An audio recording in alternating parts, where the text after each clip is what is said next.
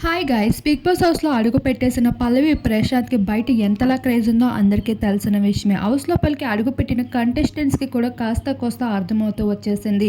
ఆ భాగంగానే second week nomination అంటూ ప్రశాంత్‌ని 8 మంది కంటెస్టెంట్స్ ఒకేసారిగా నామినేట్ చేసుకుంటూ రావడం జరిగింది.